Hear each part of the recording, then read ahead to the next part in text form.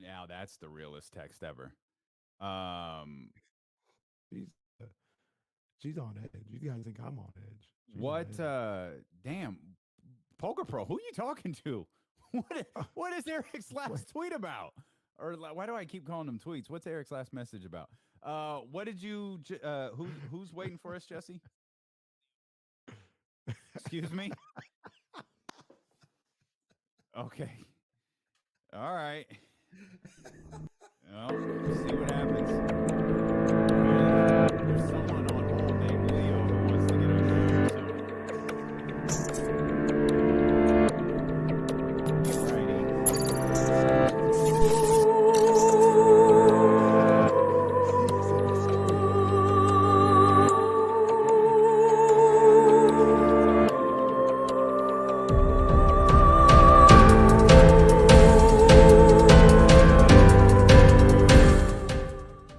That name is that ready. name. y'all, y'all funny, man. Stop, man. I got you. Okay, Eric, I got you. I missed that. I missed that. I got you, Eric. Okay, I didn't. There it is. All right, I didn't see that. Oh man. Hey, Jazzy. Like she said over the weekend, she only takes notice when she hears me laughing really loud. Mm-hmm. She pops Mm-hmm. in here. Yep.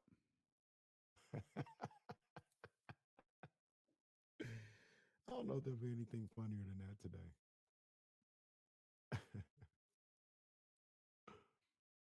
Hey, man, it's a everybody can get in here, man. Yeah. Everybody. We'll talk to Everybody's anybody. welcome. Everybody's welcome. If we start getting trade proposals or buddy contract extensions, we'll know. Yeah, and how did Jay Z? And what's this term, straw man? I heard it for the first time yesterday. What you know what that means? Straw man. Yeah, I've heard it like 4 times in the last 24 hours. I don't know what it means.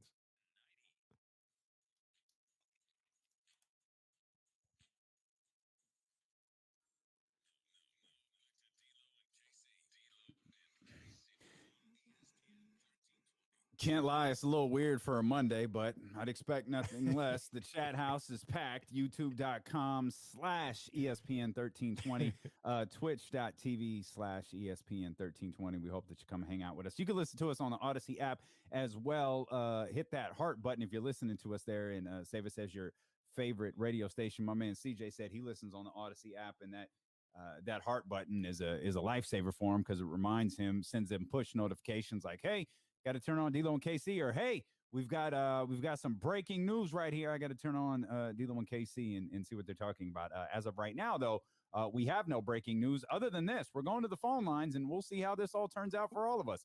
Now, go. No, Yep, go yep. ahead. Go ahead. Good. No, no. Let's go. Let's go. Let's go. 916 Let's go. 916 349 1320. Let's get our man Leo in here. Leo, what's good? How's it going, fellas? Big fan of the Ah, show. Big fan of what you guys do. I was actually in Casey's mentions about this yesterday, Uh but oh. I had something about Luke. So what's up, Leo?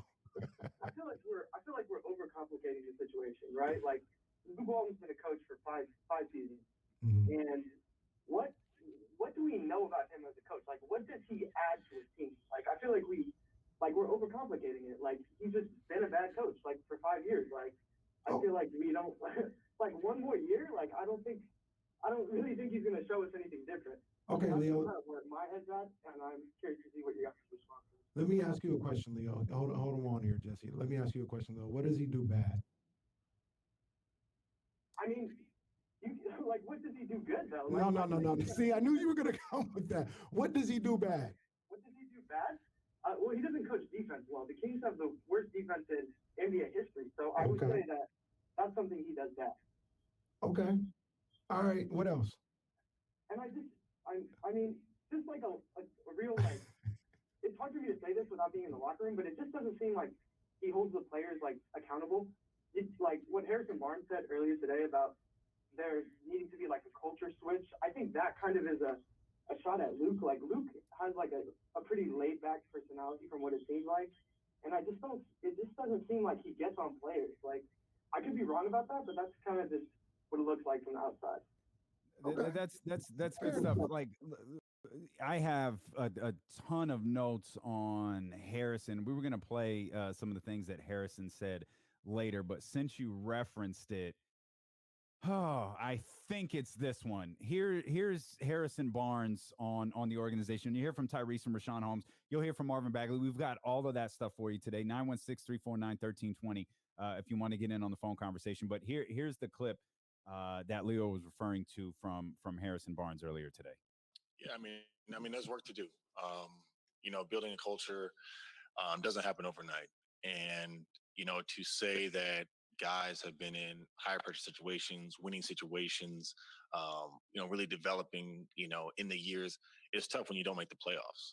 Guys can only get so far without actually experiencing, a 500 season, without actually experiencing that playoff atmosphere, without experiencing that moment where your team is in that situation, you fall short, but then collectively you're all like, okay, we want to take that next level. We want to get out of the first round or out of the second round or whatever that may be. So, for us, we really just have to be tied in and committed to that. Everything that a player wants to accomplish in this league is tied to winning. You want to accomplish stats. You want to be, respected among your peers. You want to be regarded as, a top player, at your position, just in the league in general. All of those things are tied with winning. And I think as a group, collectively, I think when that is the most important focus and, when we want to get to that point, it'll happen. And we have the talent to do it. It's just a matter of, do we have the maturity, the focus, and the mentality? So, what I gathered from that, number one, there was nothing in there about Luke Walton. That's No, something I gathered. there's more. That could have been on that could be on me because there's three clips that all have a similar overview, like on the organization. So there's a lot more. He doesn't specifically, listening to his whole conference, Casey, he doesn't say anything like Luke Walton is ... Right. Absolutely nobody did that. No, I didn't expect him to say nothing like that, but Leo alluded to him saying something that was alluding towards maybe lack of accountability held by Luke.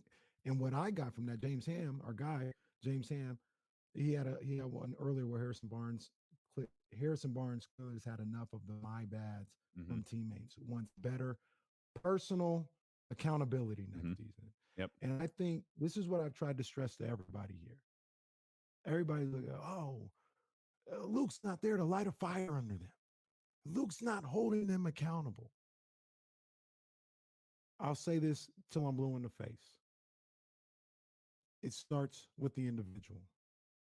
There is nobody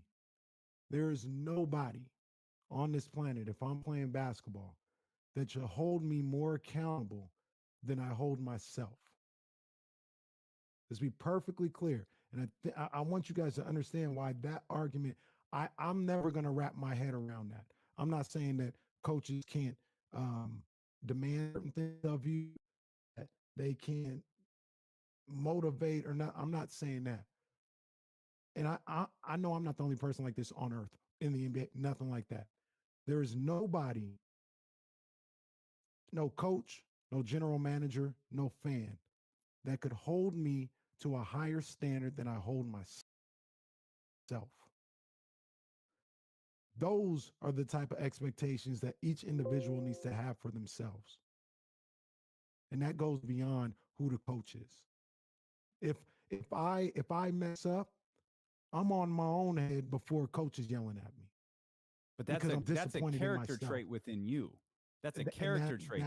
That's what needs to be had here in Sacramento. No, what you need to learn to do as a coach, and this to me is what make great coaches, because if everybody was like you, who would Pat Summitt be? Nobody. Pat Summitt's also coaching kids, though. No, fine. Who would Greg Popovich be? Greg Popovich would be nobody. Pick a great Pat Riley would be nobody.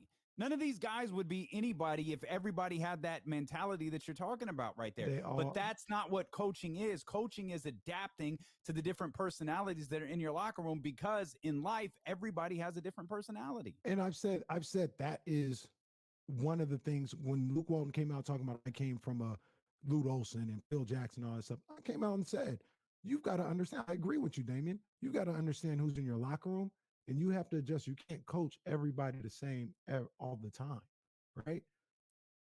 That's what coaching is. But there's still, it's the personal accountability. It's the personal accountability that is first. And if you don't have guys that personally hold themselves accountable, it's going to be tough. It's going to be tough. It's going to be real tough. 916-349. We'll have more from Harrison Barnes, Tyrese Halliburton, Rashawn Holmes, Marvin Bagley coming up here in just a couple of minutes. We'll get to the Hall of Fame stuff as well. Again, 916-349-1320. We got Joe here. Joe, thanks for your patience. What's going on, baby? Hey, guys. Listen, I like the show. I love the show. Just had a quick couple questions. First question, why is the word tanking such a trigger word in Sacramento? And also, second question, in terms of what the Kings are doing in the next couple of years, why is it that Kings fans are so scared of having losing seasons going forward, even though we've been losing more than anybody else? I just don't get it. Can you before you go, can you clarify the second one a little bit? Like what do you mean? Are you talking about like losing on purpose? Like, do these two questions that you just asked, are they like tied together?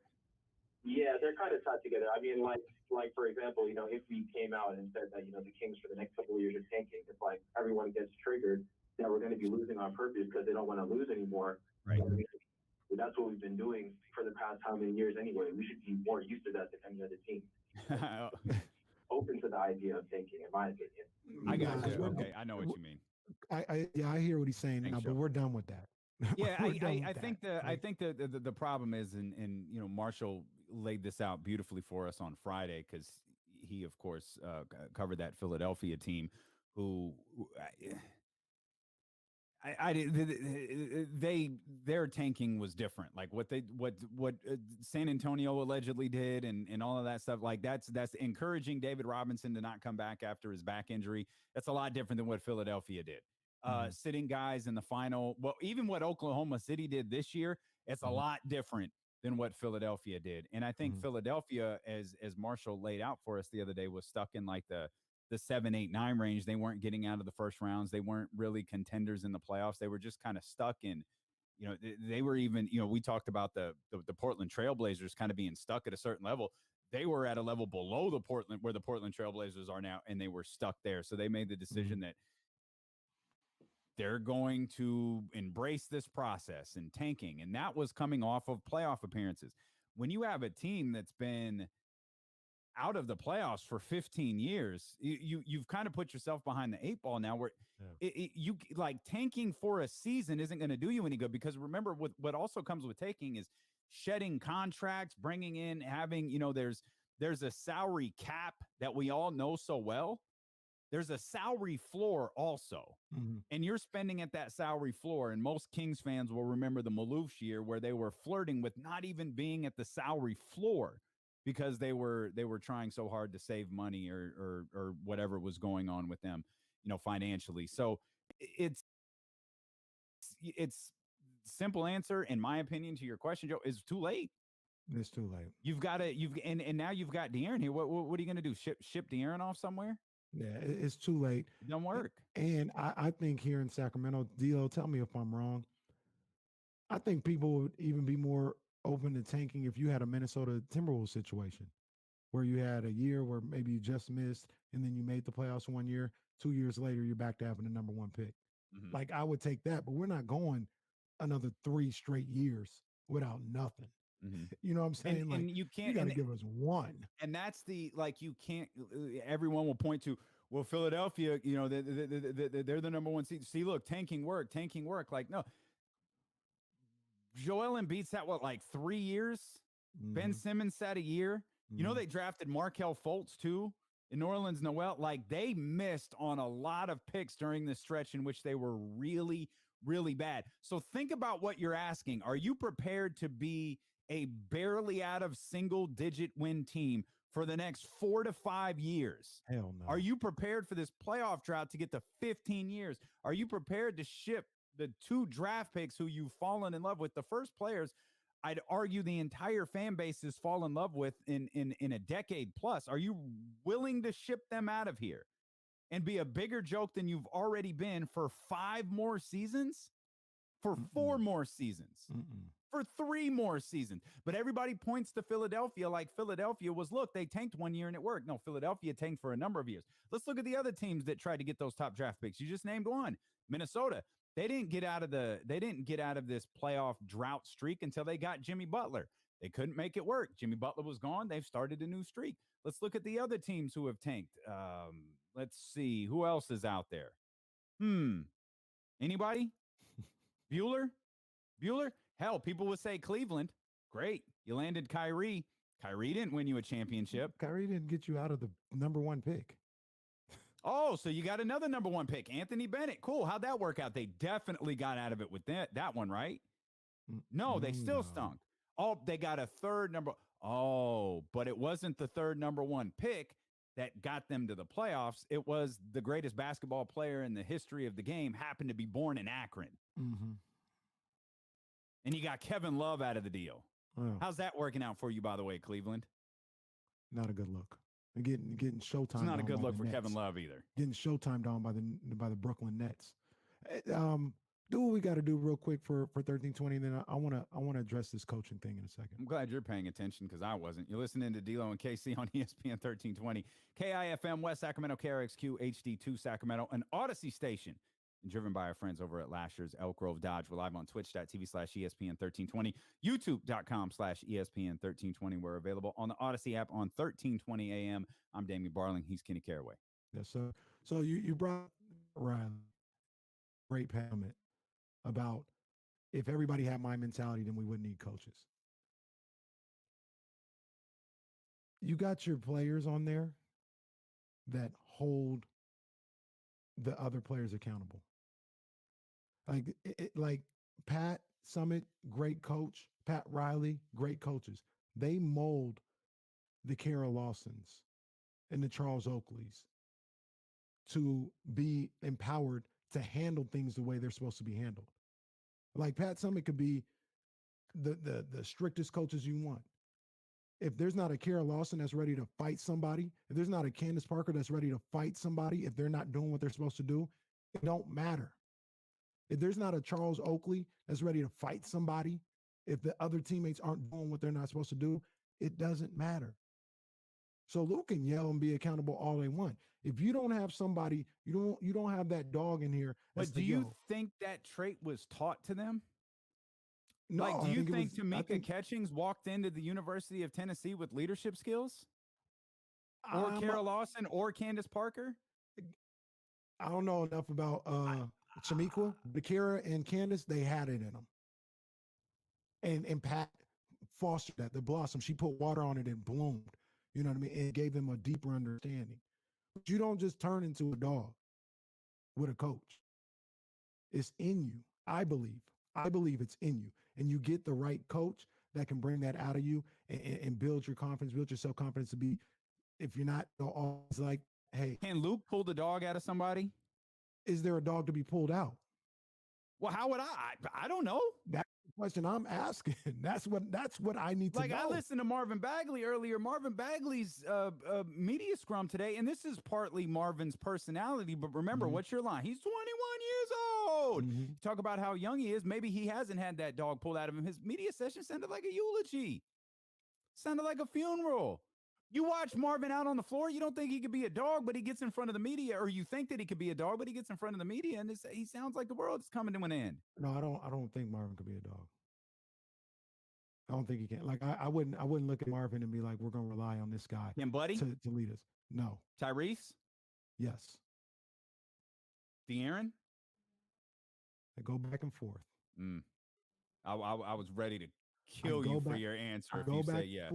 I go back and forth. There's times when I look at him and I say, he's that dog we're looking for. There's times when I say, we need another dog. He can be part of this group because of his talent and because he is good, for what this team needs. Sometimes I'm like, I think we need somebody else that's going to get on people's heads. They don't have that guy right now. I mean, like, if that's the case, then we're, I guess it's a tongue-in-cheek argument, but did Luke pull it out of Mo Harkless? Did he pull it out of Terrence Davis? But those No. guys are, well, like that's who they are. That's maybe what not. they do. I don't know. Terrence not as much, but Mo's a veteran in the league. Yeah, that's what they do. That's what they do. So, like, I'm not saying like it'd be great if you have 15 dogs. You're not always gonna have 15 dogs. You don't But need you- 15 dogs. You can't. You can't have 15 dogs in a locker. Like that's you can't have a whole bunch of people with the same exact personality. Right. You can't. Nothing in that sense works. What, in my opinion, you need at least 1, 2, ideally 3 guys that will keep everybody in check and keep everybody where they're supposed to be. Like, I mean, it's a crazy example, but Luke Walton comes from the Phil Jackson tree. Phil Jackson he was Zen. He was Luke. Yeah, he was Or I Zen. should say Luke But is he- Phil. But he had them dogs, and he had the greatest players of all time too. But those greatest players were dogs too. Like what we saw the last dance. What you gonna not do what you're supposed to do with Michael Jordan on the court? Mhm. Not only is he better than you, he will punch you. Shaq wasn't a dog. Kobe was a dog. Shaq was not. Kobe was a dog. Mm-hmm. Shaq had dog in him too. Shaq slapped the hell out of Kobe. Like he'll like cross Shaq. When Shaq was really about, like, the thing about it is it takes Shaq maybe a little longer to that point than Kobe does. Kobe was from the jump. Mm-hmm. Shaq went on from the jump. Yeah. But if you push Shaq to the point where he's on edge, we got a problem. Okay. You know what I'm saying? And like, I'm not saying talent. I mean, obviously it'd be great talent-wise to get Kobe and Shaq. But I'm just saying, look at all these teams, man. They police themselves, essentially. It's not the coach policing them. They have guys that police themselves. That's why you got Draymonds, you got Russell Westbrooks, you got guys like that, throughout the league. 916-349-1320. Obviously, there's a ton more. Let's bring our man Sean P in here. Sean P, what's up, baby? P, what's up, big dog? Yo, what up, KC? D-Lo, what's up? How y'all fellas doing today? Hey, man, we great. It's Monday, sun is shining. You know what I'm saying? It's good. Hey, man, can't complain. Can't call it.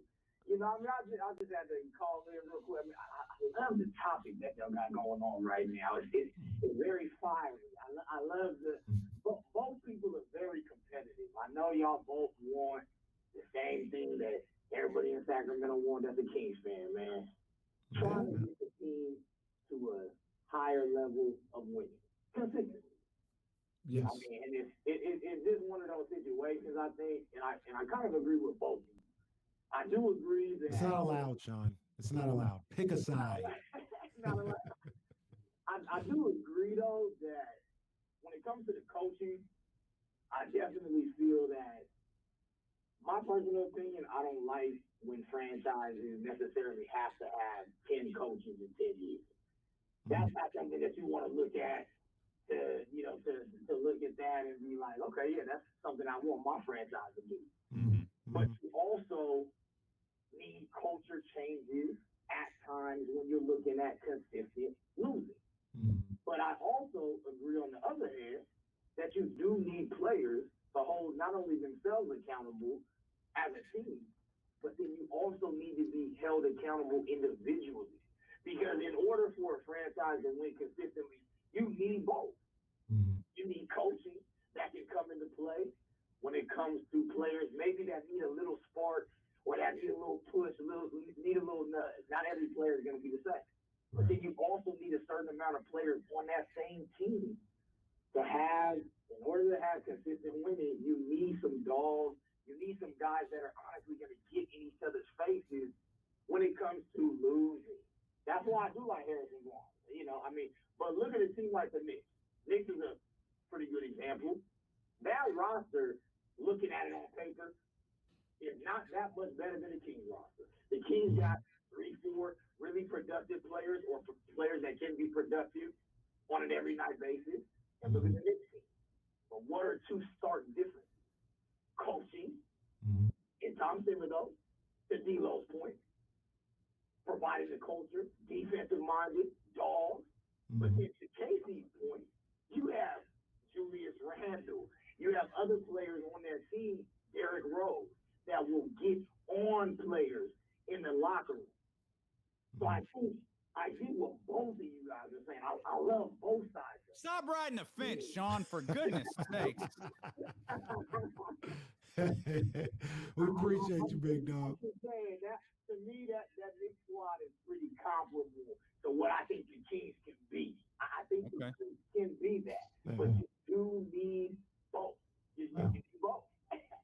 Sean P sound like he about to start rapping. He got that grimy sound. Sean P. Bars are coming. Bars are coming from Sean P. Sean P. Make us a show intro. Yeah, man. Bars are coming for sure, man. But look, so everybody brings up the Knicks scenario when they're like, "Coach, it doesn't matter." And Tom Thibodeau's doing a great job with Knicks. And the Knicks, I agree with Sean, and I agree with other people. They don't have that much more talent than the Sacramento Kings. Tom Thibodeau's done a great job. I think what drives me nuts about that situation, and when Sean P says to do those points, this is what he was referring to. He was referring to the tweet that I put out. He quote tweeted something Jason Anderson was talking about when he noted the next big turnaround when they clinched the 4th spot. I think it was a plus 21. Like you look at the 2 teams you look at the 3 teams with the longest playoff droughts in the NBA. The Suns, obviously their playoff drought is over. They're plus 17 from last year. The Knicks, their playoff drought is over. They're plus 21 from last year. Then you've got the Kings. They're even from last year. Plus 0, plus minus 0, like same record as last year. And both of those teams did it, not to ride the fence with that, but did it each way that we talked about. Right. One did it with a new coach. One did it with talent and veteran leadership coming in. But the point that I was making was and it gets to my continuous frustration of listening to Luke Walton on a day in, day out basis, talking about we're trying to find our identity. We're trying to establish who we are. And it's like, Tom Thibodeau took over the team in a pandemic, right? Like he's under the same circumstances you are. And he's been able to find that identity with this group. We all know what Tom Thibodeau's identity is. He has been able to make that team reflect him. That team reflects who he is and what he wants out of his players. The only thing he didn't have multiple years to construct that roster to fit Tom Thibodeau. He walked in there with that roster and made them do what he wanted. The only thing I'll say about that, Damian, when people bring that up, it's almost like Tank.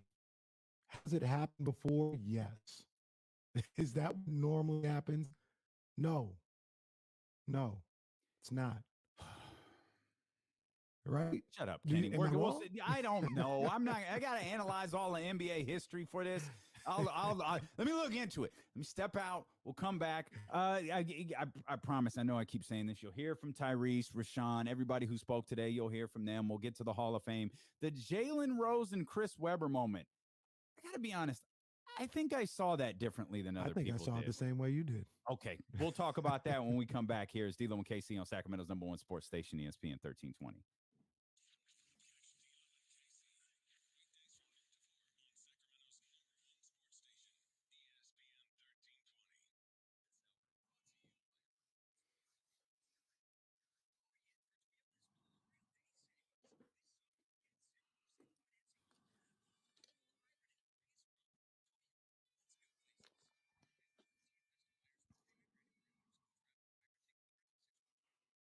Kenny Caraway here, and I know y'all be trying to get on my head about this Luke Walton thing. Like Bernie Mac once said, I ain't afraid of y'all, all right? And while I'm sitting back not being afraid of y'all, you guys know I'm going to have me a little gin and tonic, a little gin and juice, but the gin that I'm always using is McQueen and the Violet Fog gin. I love it, man. You know, for me, it's a smooth delivery and a distinct citrus flavor that cools and refreshes me every single time, man. And McQueen and the Violet Fog, it's a bottle where you can literally taste the quality in every single bottle of the gin that's being produced. The Brazilian gin is produced in limited batches of less than 55 cases per distillation.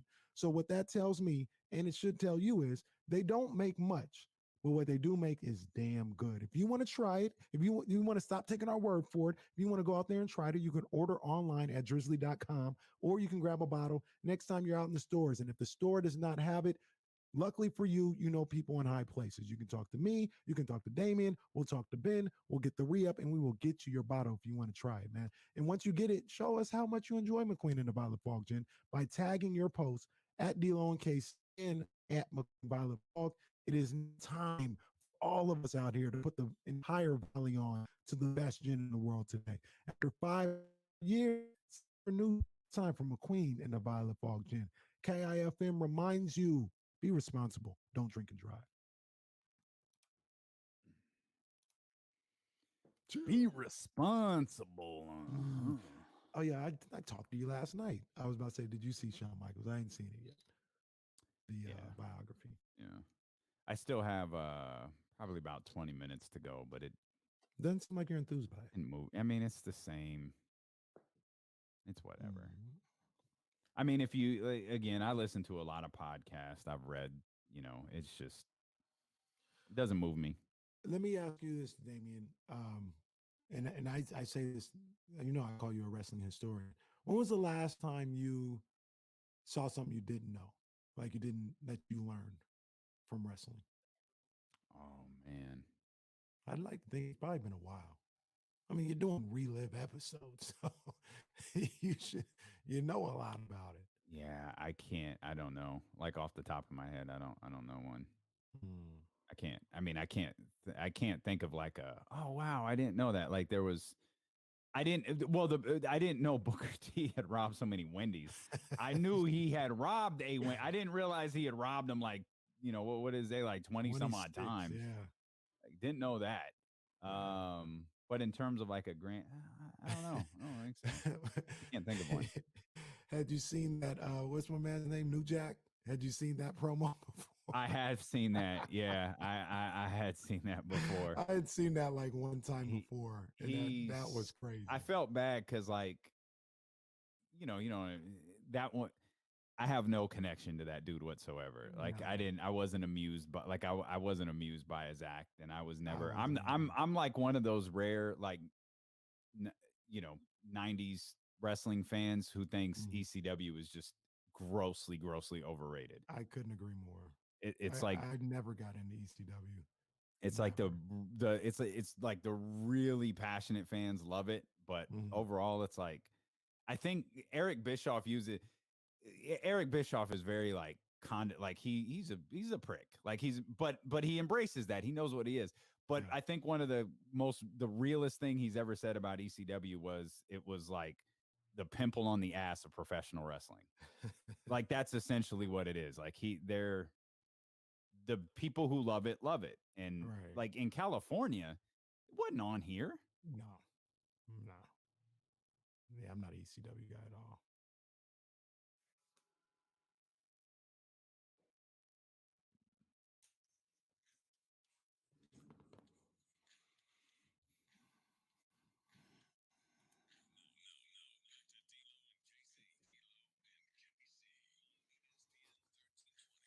Appreciate you being here. If you want to jump in on the phone lines, as many of you have, 916-349-1320. As a matter of fact, KC, let's dive right back into that right now because we got our man Frank waiting for us. Again, 916-349-1320. Frankie, baby, what's happening? Hey, how you guys doing? Yeah, all right, man. How you doing, Frank?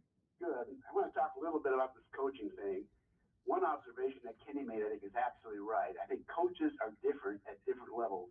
I think a coach is really important in park leagues for 11-year-olds or high school and college. But when you're talking about pros,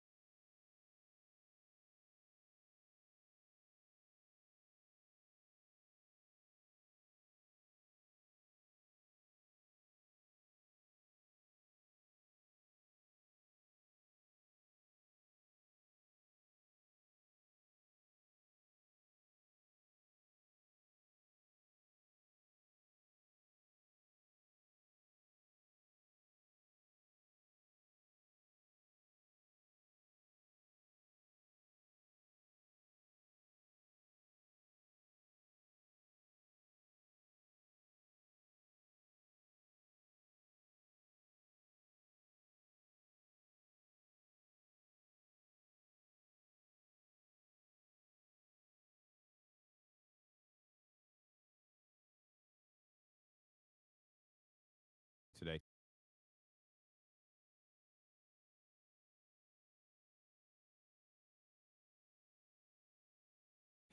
A lot was talked about today as it pertains to relationships with the coaching staff and with Luke Walton as well, including from Tyrese Halliburton. Yeah, me and coach's relationship has really grown throughout the year. Just learning more about him. My favorite part about the year was kind of as we got towards the end of the year. Obviously, I already watched film by myself and watched film with Rico, and I'm obviously champion.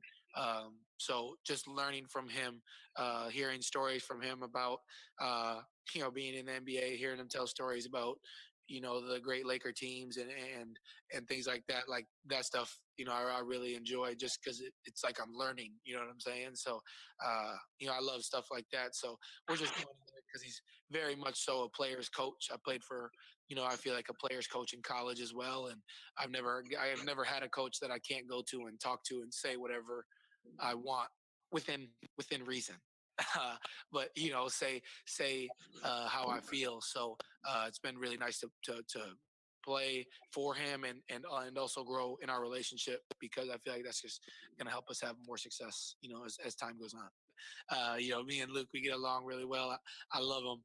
Love playing for him. So, he's definitely high up in that regard, and I speak very, very highly of him to everybody. So, we get along really well, and I'm looking forward to playing for him for years. As we move on. I don't know what causes Tyrese's voice to change like that, but it happens. Bizarre. Like, who came in and talked? It happens very regularly on Zoom. It's the weirdest thing. Like he starts with this. Yeah, it's a totally different sound, relationship is really and then it just completely switches. It's the same person. Him. My favorite part about the year was kind of as we got towards the end of the year. Obviously, I already watched film by myself. That's crazy. That is so crazy. Yo, that's bizarre. I swear to you, that's not two different people. That's Tyrese Halliburton. But you know how Zoom is. I don't know what was going on because I had it streaming through and it was recording into the system so we could use it today. So I didn't have the normal like Zoom screen where you can see everybody. I don't know what our man Antonio Harvey was doing, but whatever he was doing, it was completely like throwing off Harrison Barnes. Harrison Barnes, like Marshall asked him a great question. I don't remember what specifically it was about. But I remember Marshall led us off with a great question, and Harrison's in the midst of an answer, and he kind of looks to the corner, and he like pauses, and he's like, "I'm sorry, Tony's up there just going ham," and I don't know what he was doing. Tony's like, he's just up there going ham right now, and I can't focus. And he tries to get back to his answer, and he just goes, "Yeah, sorry, I don't remember where I was." And that was the end of it. So I don't know what our man Antonio was doing. Might have to get Antonio on the show. I don't know what Tony was doing, but he was wilding out enough to throw Harrison Barnes completely off of his answers, man. I wonder if this is it. Like Zoom has become like such commonplace, and video conferencing and all that stuff has just become such commonplace. It's taken away like the intimacy of guys like Marshall and Jason Jones and Jason Anderson and James Ham doing their doing their job the way that they do. I hope it's we're at that end. Yeah. I hope we're at the arena for opening night, being able to interact with guys at the Golden One Center this fall. Unless unfortunately something drastic happens that we all really hope doesn't happen. I think we'll get there next year. I think we'll get as like 80% back to normal. You know what I'm saying? Here's another clip from I want to hit you with one more clip, KC, of Tyrese Halliburton today. We'll count how many voice changes he goes through in this particular one. But he's talking about relationships. He was just talking about his relationship with Luke Walton. He's talking about more as the overall team and the coaching staff. Yeah, I mean, I'm growing with guys every day. Continue to have conversations and learn more about them. That's just important to me as a human being. Even before I'm a basketball player, is just, knowing the people that I'm around. I think that's important. So just trying to learn more and more about people, obviously, like you said, like with the core group. So like, with guys like Fox and HB and Rashawn and Marvin and guys like that. Just learning more about them every day. And just keep having conversations. That's just kind of a part of growing together. But my favorite part has been learning more about the training staff and our equipment managers and locker room attendants and stuff like that. That's my favorite stuff because I'm not around those guys all the time. But just growing every day, learning more about everybody. That's obviously very important, and that's just going to keep happening throughout the summer and as time goes on. That's just a part of it. And obviously, this year was a little different with COVID, not being able to be around guys all the time, like kind of having limitations to what we can do, where we can go. So going into next year, or hopefully, the world is in more of quote unquote normal. We're able to have some more normalcy and be able to spend more time with each other outside of the facility. So that was Tyrese Halliburton there. Only one voice change in that particular clip. Let's see if we can get Joe here. Yeah, a little bit. Yeah, a little bit. 916-349-1320. Joe, thanks for your patience. What's on your mind? I just think the King's problem is there's no alpha dog on that team. And those players aren't holding each other accountable. You can't play through Walton for a 12-0 run to get yourself out of the play-in. You got to look at yourself and check your teammates. Until they have an alpha dog, that's not going to happen. Yeah, I hear you, Joe. I mean, you're preaching to the choir, at least with me. I think that's something they need. Young Cole. I know we talk about this probably entirely too much in this city. I get it. But he says the biggest mistake was the Shump trade. Every other mistake we made was pretty much debatable at the time, since we didn't know everything. But we had Shump. We knew what he did, and we traded our MVP that season. Him being our MVP or whatever. The locker room MVP. I think he means like a locker room MVP. I got it. Yeah. And I'm guilty of speaking of that entirely too much, but that's what you're missing. Yeah. In my opinion, one of the things, it doesn't solve everything, but that's one of the things that you're missing. One of the elements is somebody like Iman Shumpert. So much more to discuss, including some good stuff. Rick Adelman, Chris Webber, Yolanda Griffith, Sacramento Staples, getting their just due. And then the Jalen Rose, Chris Webber thing that was on NBA Countdown. Let's discuss that. We'll stay with the Kings as well. If you want to get on the phone lines, 916-349-1320. Plenty more ahead here with D'Lo McCasey on Sacramento's #1 sports station, ESPN 1320. I'm going to take an early one. I'll be right back. Yeah.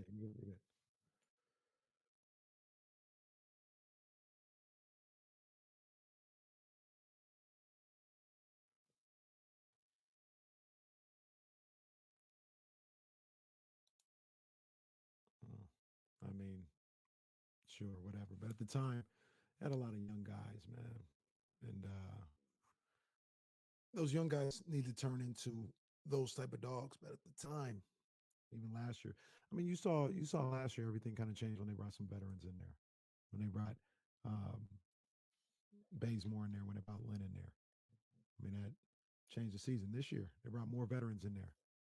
Changed the season for lack of a better word. So Luke is good at player relationships. He's good at player relationships. I'd like to see the laundry list that you got. Like, to be honest with you, I don't think there's a whole lot that people can say Luke is bad at. You can say he's bad at defense. I think the team is bad at defense. Like, I don't think, and I could be wrong, but I don't think that if Tom Thibodeau came in with this group or with the group that started the season, they'd all of a sudden be this defensive juggernaut. So you can say defense, but give me everything else, man. Give me what else Luke is bad at. And don't just say he's bad. Like, what is he bad at? Is he bad at out of timeouts? Is he bad at his offensive strategy? They were a top 10 offensive team in this league this year. Is he bad at rotations? Is he bad at substitutions? Give me in-game adjustments. What does that mean, Johnny? What does it mean? The in-game adjustments. What is he bad? How is he bad at rotations? What is he doing What is he not doing that should be done when you talk about being bad at rotations? I feel like you guys are just throwing a bunch of cliches that you've heard people talk about, and you're using that as saying they're bad instead of actually understanding what those things mean. Not sending Buddy to the bench. Okay, who was he going to send him to the bench for? Tyrese, I guess, uh, earlier this season. Worst defense in NBA history. Okay, is he bad at defense or is the team bad at defense? Like, what do you what does that even mean? Is he not does he not teach defense well? Explain yourself.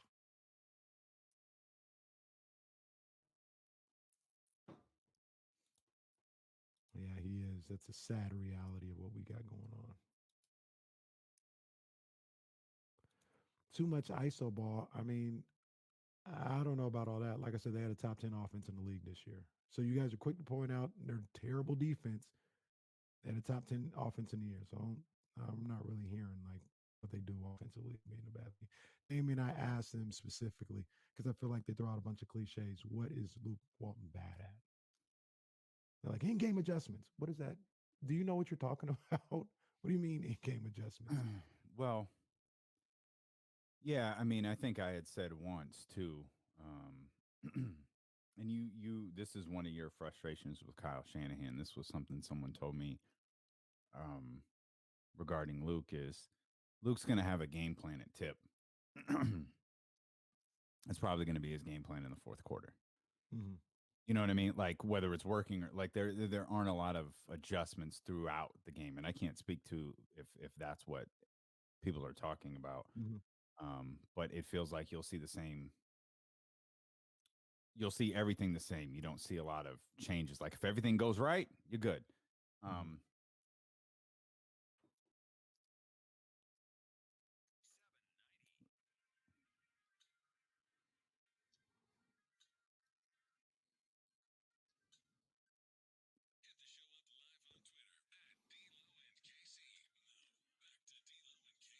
Let's stay with this question here, KC, that you threw out to the chat house during the commercial break. If you want to be a part of the conversation, we don't take any commercial breaks over on twitch.tv/ESPN1320 or youtube.com/ESPN1320. I got up and walked away from the camera for a minute. You were having a conversation with everybody. What was the question that you posed? So I forgot who it was in here, but they were, Bobby Hill. He asked me, he said, you never answered the question earlier about what is Luke good at. And I said he's good at player relationships and somebody said communications. I don't know. I don't know if I can necessarily say that because his guys don't seem to be executing some of the things he wants to do. So I think maybe by default, some of that has to be, are you communicating it the right way? So I won't go as far to say communication, but player relationships is one of his strengths. And I said, well, you guys are always talking about what he's bad at. Name them. Tell me what's bad. And then you guys, people were saying, oh, the defense, worst defense in the NBA. Okay, well, does that mean he's bad at coaching defense, or is he just not with a roster that has a lot of good defenders?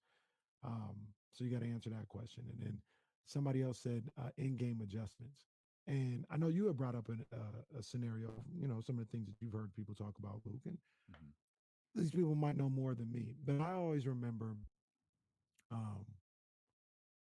like Greg Cosell, when he talks about football, he's always very cognizant of saying, I can only go by what I see. So what I mean by that is if it looks like he's not making any adjustments, that's only what it looks like. We're not in the huddle, we're not in the locker room. You know what I'm saying? Like we don't know. Like people are always talking, he doesn't hold the players accountable. That's what you think. You're not in there to say definitively, no, he just is very nice to everybody. Nope. And I think that's something that at least I always remember. When I talk about stuff like that I'm not there for. I don't know what the plan is or what the adjustment was and it wasn't executed or whatever. So yeah, that's not a line that I'm qualified to come up with on my own. I'm not a coach. A lot of the times I don't know exactly what I'm looking for. that was a line that was relayed to me by someone who's paid to do that for a living. Mm-hmm. So, and Sacramento was part of that person's scout. So I asked, what do you like? What do you see when you watch Sacramento? What do you see when you watch Luke Walton? And it's like what you see in the first quarter is generally going to be what you see in the fourth quarter. There's not a lot of changes, adjustments, movements, everything like that. And it appears to be whether things are going good or bad. He believes that things are ultimately going to work themselves out if they keep running this play, or perhaps something, or not keep running this play. Sorry, keep running this game plan. And perhaps to what you have said on a number of times this year, maybe they're not. That maybe he's trying to run a game plan, but they're not running the game plan right, and he's just trying to get them to run the game plan right. But again, that being able to observe something like that is way above my talent level. But it was a piece of information that was passed on to me that I thought I would pass along. What I see in my frustration with Luke Walton is I just don't understand. And again, all of this stuff is above my comprehension level, because I sit here and talk sports with you for a living. I'm not a coach, and I don't understand why you constantly move Tyrese Halliburton to the bench. I don't understand why you leave Buddy Hield in the starting lineup. I don't understand why, if you're hell bent on making a change to the starting lineup, it's Tyrese who gets the short end of the stick. I don't understand why you felt like without Bogey this year, you couldn't move Buddy to the bench where he seemed to thrive last year. Whether he liked it or not, he seemed to play very good in that role. So those types of things that I just don't understand when he goes, out in front of the media and he makes the change after the, I think Marvin got hurt. Tyrese got put into the starting lineup, and it was, we're going to ride this out for, this is going to be our lineup for the foreseeable future. And, we'll see how it works. And, we'll make adjustments, down the line if we have to, but this is our plan to stick with this. He didn't stick with it very long. It's like, okay, this isn't working. Let's put Tyrese back out of this, back to the bench. We'll put Mo Harkless in there. We'll move Harrison Barnes into a different position. Now, understandably, Harrison Barnes wasn't playing well.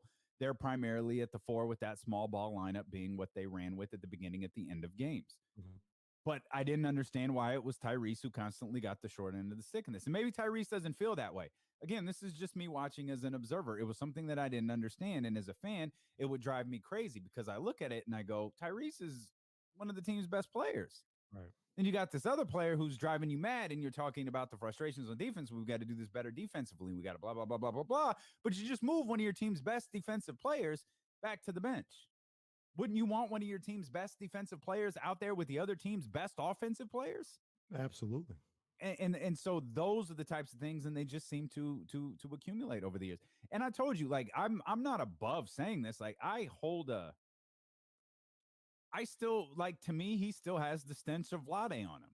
And it's not that, Luke was chosen out of a, vast array of coaching candidates. It's that Vlade was arrogant enough to hire Luke Walton without interviewing another person.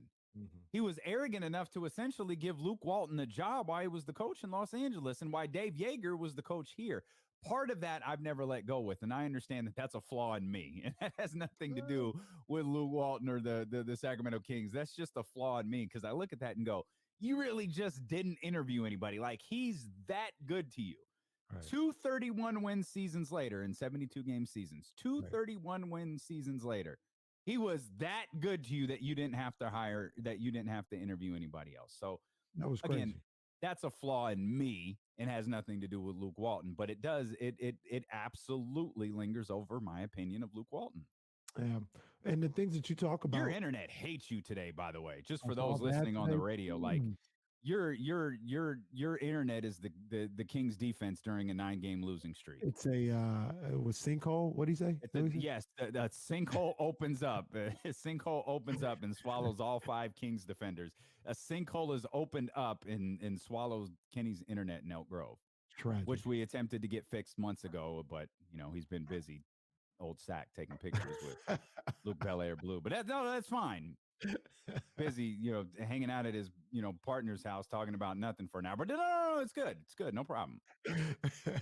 we haven't forgot, man. Well, Manny said that Elk Grove is just a train wreck in general. Yeah.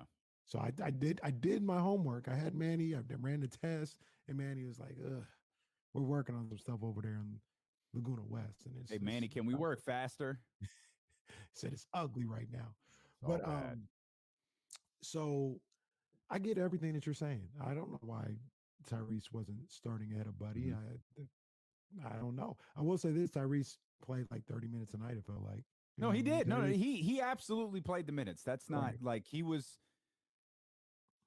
I've never subscribed to the theory. It doesn't matter who starts, it matters who finishes, who's getting the big minutes. I've never subscribed to that. Starting does matter in this league. It matters to the players, no matter how many times Tyrese says it doesn't, or no matter how many times there are very few players who I think genuinely, and maybe Tyrese is one of them, but I think there are very few players who are good enough to be in a starting role who just go, yeah, no, it's fine. Yeah, I don't mind coming off the bench. Yeah. I mean, like I said, I asked the question generally because I want to know, and like I want more. Like what you gave me, and you have a platform. You're not in 240 characters and or in the chat. Like you can thoroughly explain the things that you're saying. I want more than just substitutions. Like what does that even mean? You know what I mean? Like rotations. It feels to me a lot of times people just regurgitate things that they've heard other people say, and they're not actually looking. And I want, and there's no problem with that because I've done that in life. I continue to do that, but I'm here for a real conversation. I'm not here to say that anybody that thinks that Luke Walton needs to be fired or isn't good at his job is stupid and without basis. I get it. I understand it. I'm not even saying that Luke Walton is good at his job. I'm telling you, I don't know. I don't have an accurate assessment for what I look for in a coach just yet. And there are things that he does well that I think could be beneficial for this team. That's all I ever said. And if that's not enough for Monty McNair, and he feels like he needs to move on, hey Luke, you're handsomely paid. You'll be fine. You'll be okay. I ain't tripping for him. Once again, Damien, I won't cry for him, Argentina. Okay, he'll be just fine. Is there a particular reason you're hung up on that reference today? I've said that my whole life. Well, not my whole life. Ever since that little movie came out. Okay.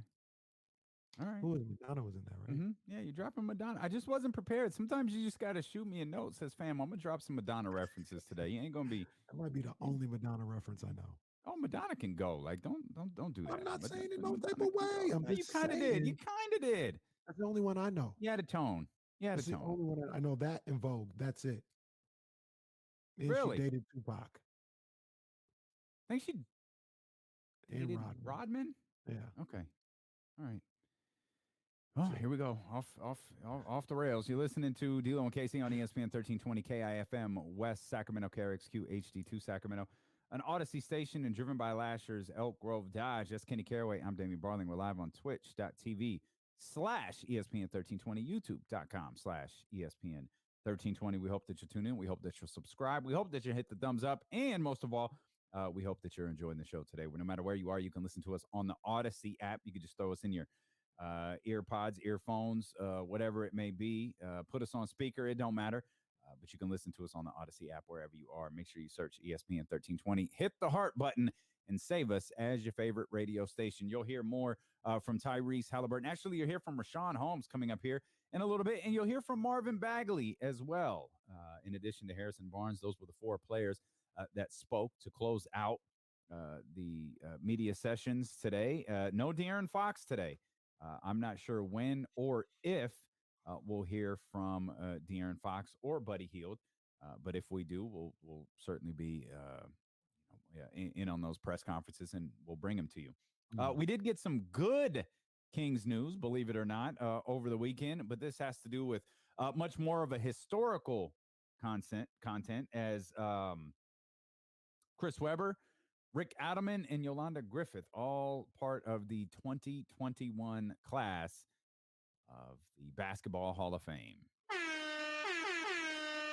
One that for one each was of for them, Chris. Give us one for Rick. And one for Yo-Yo. Yo. Let's go. That's what's up. I saw that late Saturday night, I think it was. Mm-hmm. Chris got it. It was like, let's go. And then I didn't even know till the next day Rick Adelman and Yolanda Griffith were in there. So somebody joked on the Twitter saying, D'Lo and KC live from Springfield, Massachusetts. You don't want that. Wait a minute. You First don't of all, want to go to Springfield, Massachusetts. I'm not going to say anywhere. I'm not going to say that. But if somebody is paying me to go somewhere, I'll go to a lot of places. Springfield is one of them. Okay. Yeah, I mean it's all right. I haven't been to the Football Hall of Fame. I haven't been to the Basketball Hall of Fame is the only major Hall of Fame that I've been to. And Baseball, it was just I might not ever go again. it was just kind of like okay. I mean, it's I cool, heard it's but it's impressive. I heard it's unimpressive. I don't know what to compare it to. Again, I haven't been to Cooperstown. I haven't been to any of those places, but I went to this one and I've been to it a couple of times and it was just like, okay. I don't know what to do now. Like, hey, there's this wall with Pat Summit stuff on it. There's this wall with Michael I don't know what to do with this, but like it's cool, I guess, to see some of that stuff.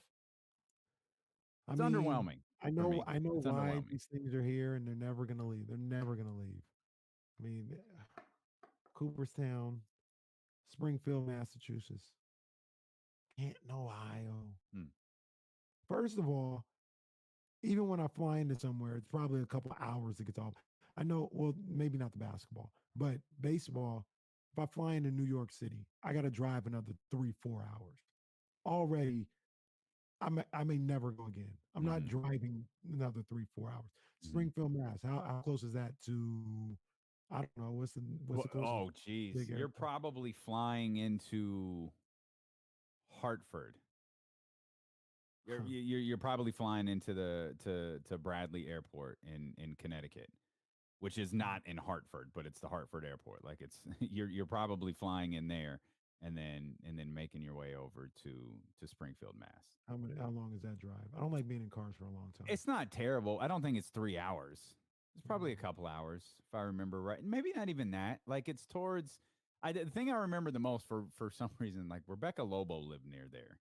Like she lived kind of like out in a certain part of Connecticut. Like she was kind of out there, but it wasn't terribly far from Springfield, Massachusetts. So yeah, it's less than a couple hours, I think, from the airport to Springfield, Mass. I'd go though next year. I'd go. Well, that'd probably be this go year. see it once, man. It'd I be, like what, September? I think they do the basketball. induction. might be the last time Sacramento has representation at the Hall of Fame for a very, very long time. Yeah, for a very long time. Okay, you said that. Yeah, I think Aaron Fox might get in there. Okay, let's calm down because it's like year 4. And I love the projection. Like that's fine. Let's go ahead and put Tyrese in there too. But like I mean, Chris like Chris is like he built Sacramento. I mean, Rick Adelman, like he did it in Portland. He went to the finals, with Portland a couple of times. Sacramento, I'm sure, was a great stop for him, but it wasn't even his most successful stop. He was successful after he left here. Chris was like, it was ingrained.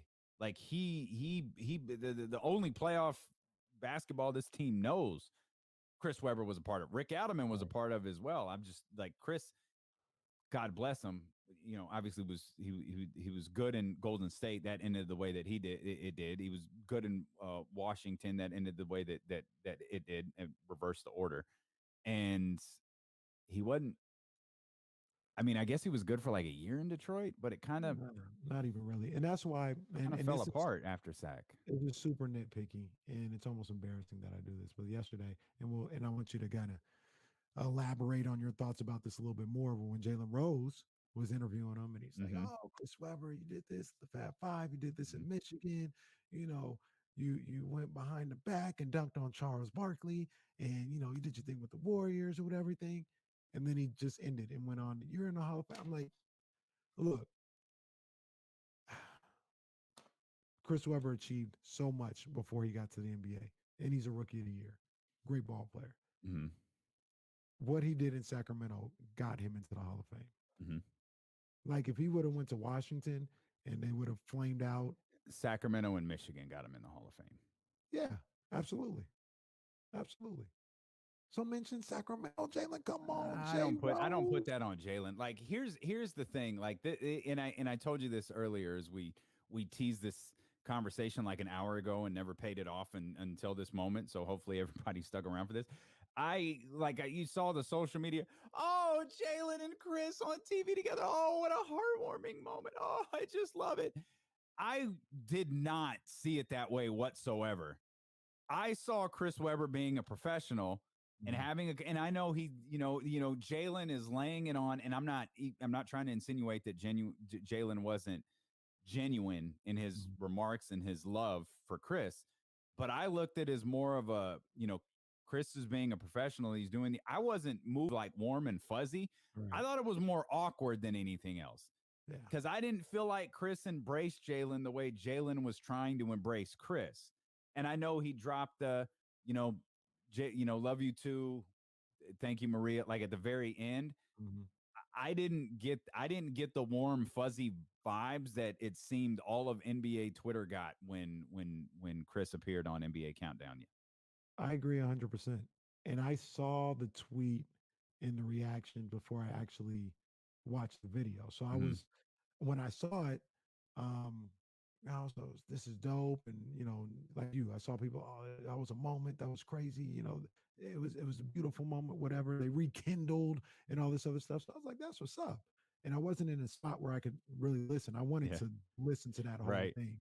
So when I finally got to a spot, like a couple hours later, I was like, all right, bet I'm gonna watch this now. And I felt the same way. I was like, I don't know. I watched the video. I saw the reaction, and then I watched the video. I was like, this is the wrong video. Like, where's the other one? Like, I'm trying to find the rest. I finally found the whole clip, and it was like, that wasn't it. Nah. Like that was not some warm and fuzzy moment. Nah, I got the vibe that, like you said, Chris Webber was being a professional, and that he loves Jalen just because he loves Jalen. But they ain't gonna go kick it now. Like they're not. It wasn't that. I don't think there was any burying of the hatchet, so to speak. Not at all. It was like, yo, I love you because we got history. We grew up together, and I don't hate you. You know what I'm saying?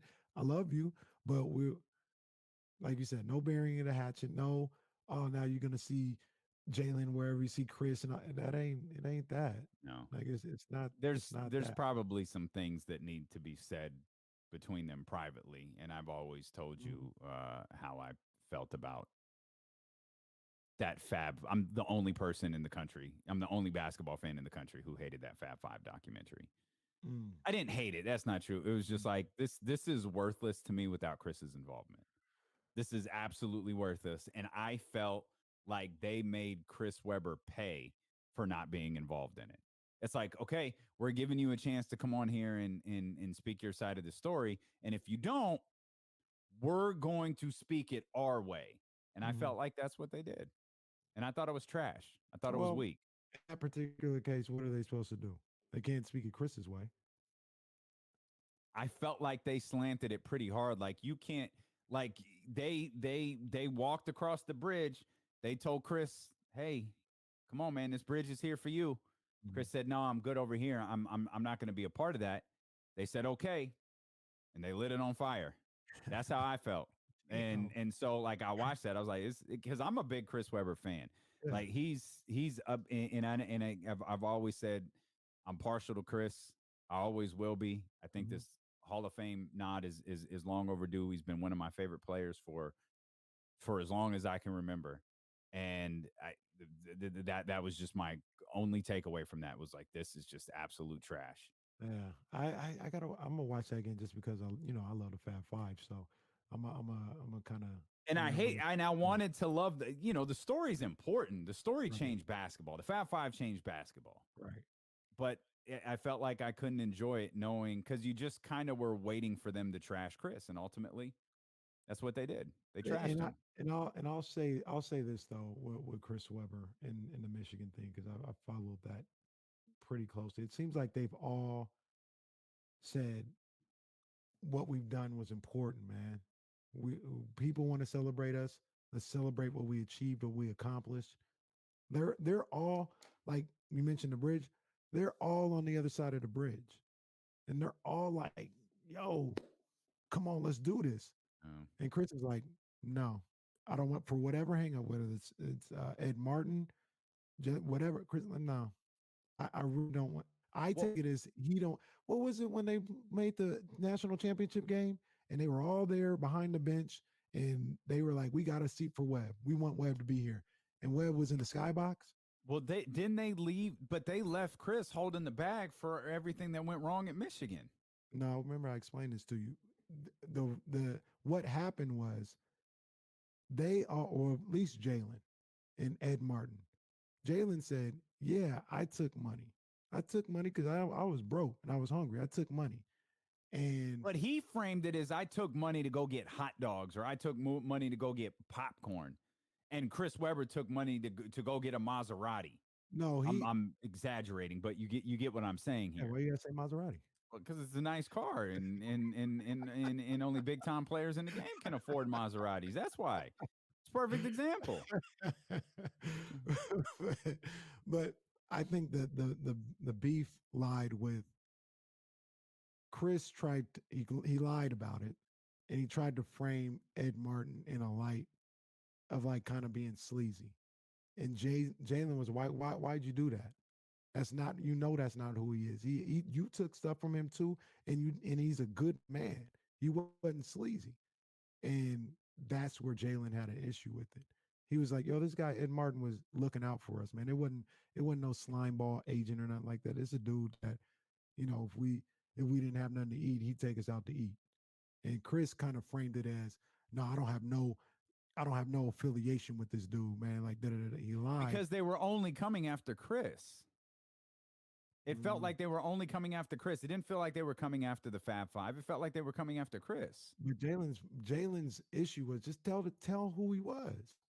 Tell who he was. Even if they are just coming after you, just tell who he was. Because in Jalen's eyes, he was a good man.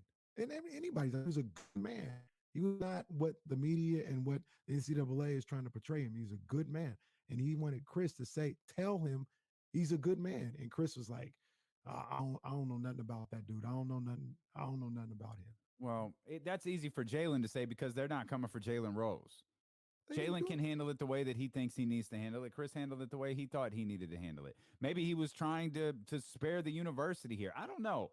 I never had a conversation with Chris Webber. I know that's stunning to hear. I've never had a conversation with Chris Webber about this. Never had a conversation with Jalen Rose about it. Just watching from the outside, I don't know, man. But the point in all of this being is that wasn't a warm and fuzzy moment on NBA Countdown. Not at all. I saw it the same way you did, partner. It was awkward and uncomfortable. But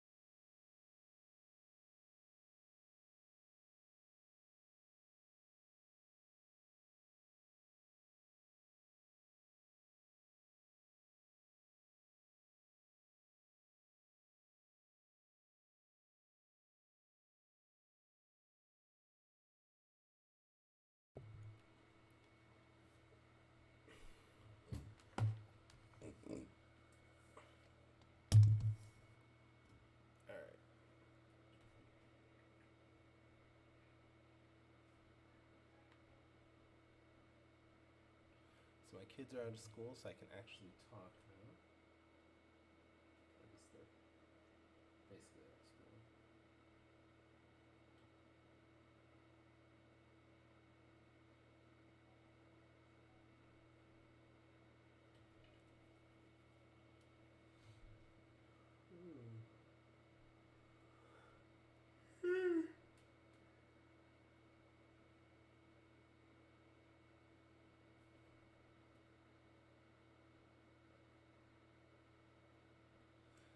It's not like I have any viewers anyways, but hey, what the hell.